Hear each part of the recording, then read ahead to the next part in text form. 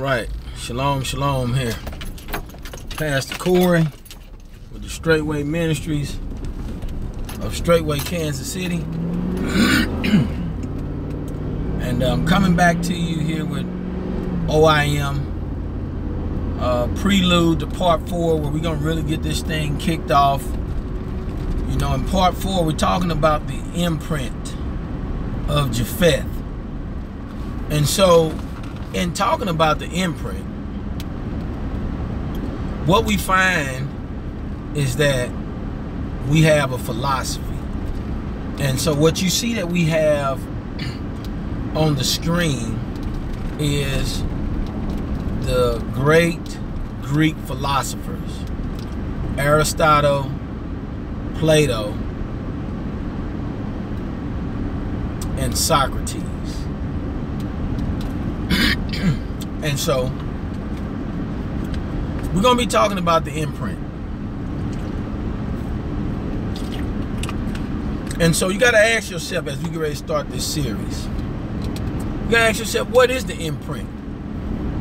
Because after all, the Hamashiach, Jesus, Yahshua, prophesied that there would be a time of the Gentiles. And so you got to think about that, you know, if you believe in the one who was sent. You know, we just read 2nd Esdras chapter 1 and chapter 2. And in chapter 2, this past Sabbath, you saw that Ezra was given a vision, excuse me, about Yahshua, about his coming. And we know that it was prophesied that he would come. And he said something very powerful. He said, the time of the Gentiles, until the time of the Gentiles be fulfilled, meaning until it be full. So when we focus on this, then we begin to look at the imprint of Japheth. And so with this imprint, the very education and the system, the systematic way of receiving education, you know, through Greek philosophy, is all based on these individuals right here. And when you look at pedagogy, meaning teaching, the philosophy of learning, growth and development, all of these individuals have a way of crafting growth and development. They have a way of looking at how to discipline. And not only that, but this philosophy extends well over into religion. And so what has happened is you've taken, you know, the approach of these folks, you know, and their descendants. And what we have now, as we look around at the rule of Japheth, or the rule of the Gentiles, that's what we're going to be looking at. You know, we're going to be covering these things that affect you consciously and subconsciously. Because let me explain that to you.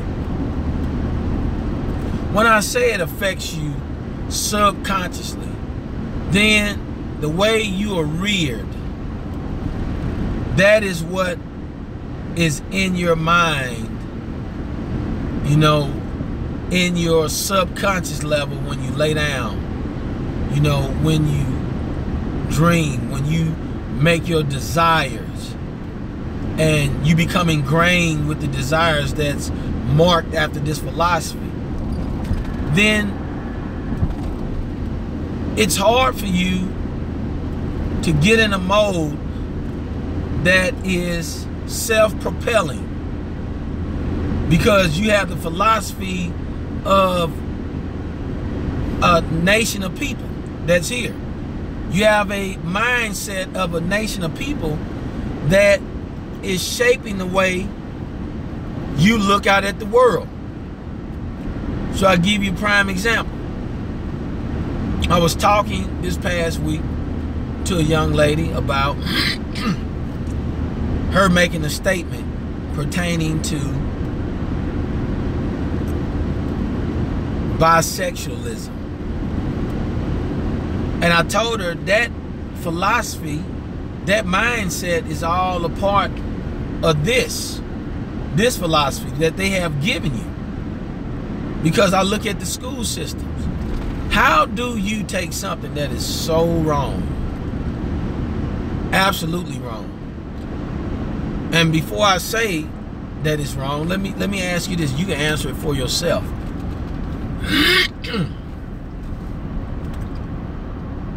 Is it right for a man to stick his damn penis in another man's butt? Is it right for a woman who does not have a penis to strap on a penis just to stick it in another woman who don't want a man to do it but want a woman to do it?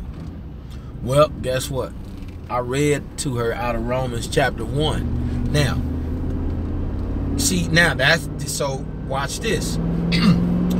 Because you've made church and the Bible out of a philosophy, meaning that's what you think, not based on what it is. See, this is why it's important to understand who you are in terms of being an Israelite and not a Christian.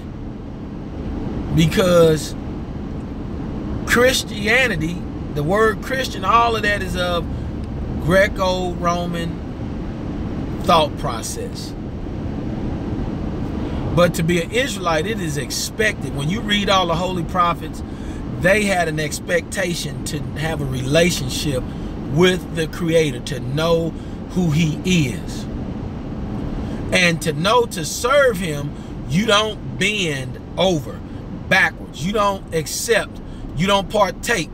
You don't agree with. None that is sin. All right? So there's no way to give sin any leeway, because sin destroys much. It leads to death.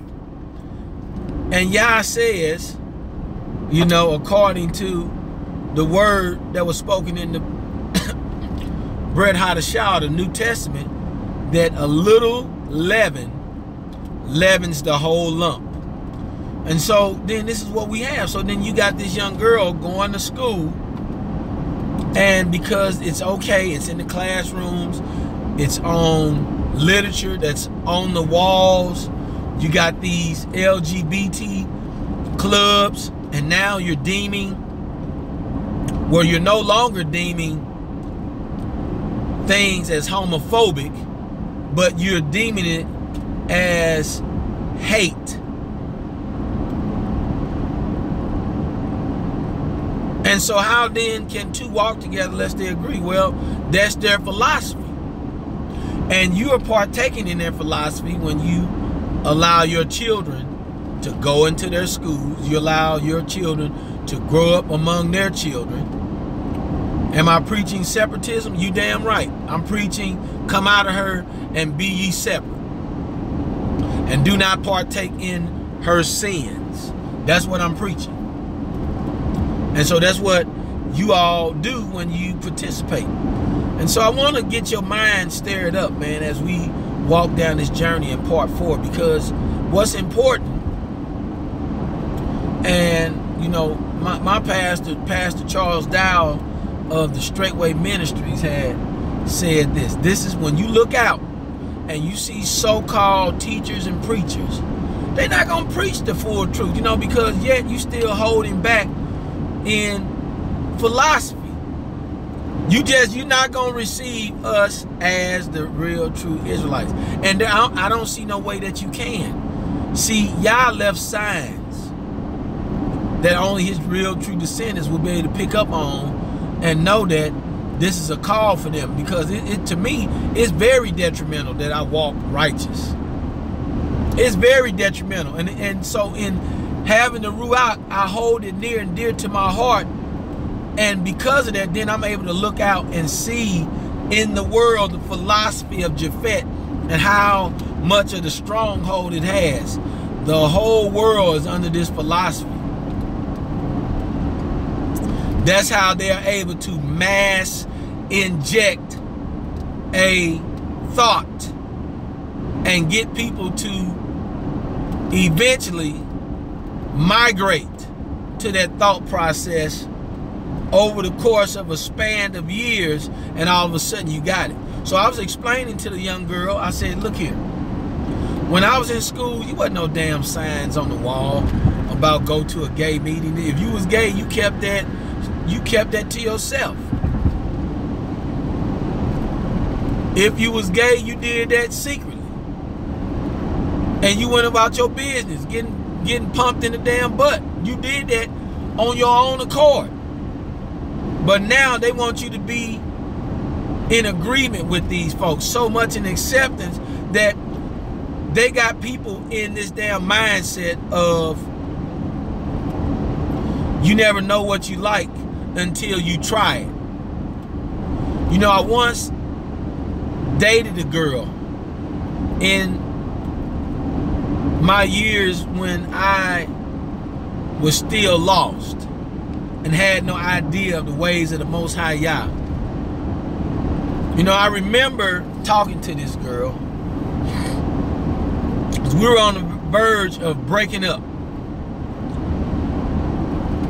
And we were just on two different pages. See, I run a business. I got a business mindset. I got a lot of things I do behind scene outside of this. See, some of you all you do is all day long you watch YouTube videos, but your work ethic is in your butt.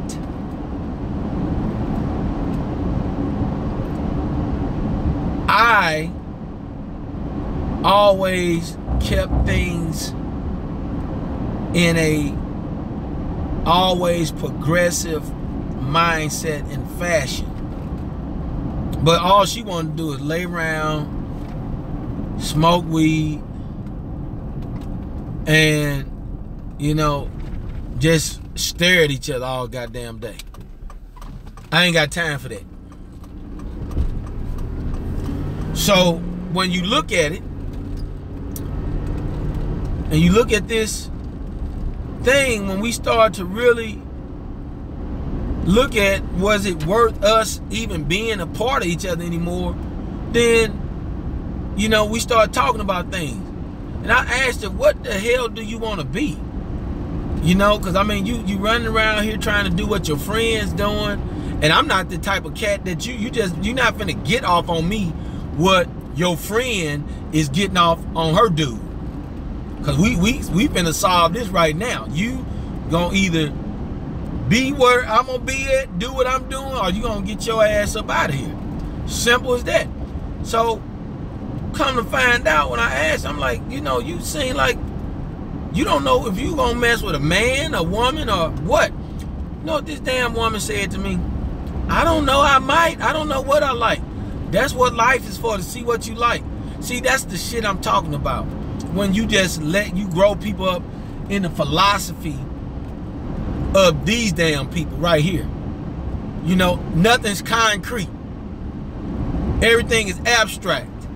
And you all over the damn place. You know, and this is why these folks over here, you know, they try to systematically package being gay. And thinking they being so smart, thinking they outsmarting the Creator and worshiping creation more than the Creator. These folks is dumb as hell. So how can you continue to follow their philosophy in anything? And so that's what we're going to point out in O.I.M. Part 4. Be ready for it, because, hey, it's time to start getting your people to make sense of the things that they do in life, the choices that they make. And really, it's time to start making a wise decision to understand the ways of the Most High Yah before it's too late. And so hopefully, you know, with this, we're going to really uncover this thing that you know, they have presented to us in this Greek philosophy. Now, what I want you to know is what we're shooting for in December, you know, as we bring O.I.M to a close, is we're going to have a live interview with Pastor Charles Dow. He's been doing this for a long time. Obviously, it's filled with just tons and tons of wisdom. And so, you know, you some of y'all that may have not heard of our pastor, Pastor Charles Dow, check him out at straightwaytruth.com. But, you know, you're going to want to tune into that. You're going to want to hear that, you know, because Pastor, you know, has studied this thing for a long time, and it ain't changing. And that's why he made some of the decisions that he made, because he broke out of the mold of this philosophy of the Gentiles, which don't amount to a damn thing. So that's what I'm doing for some of y'all who are newer, who are coming around. You know, we're exposing this, because you got to be careful to who you listen to, you know, who you allow to counsel you, teach you, and present to you, you know, what it means to come out. And so this is what we're doing. You know, this is how it's going to be. So, you know, I look forward to you tuning in to O.I.M Part 4, you know, here with us. Hey, I'm Pastor Corey here with the Straightway Ministries of Straightway, Kansas City. Hey, let's get ready to tear down the lies of the Gentiles and set our people free. Shalom, shalom.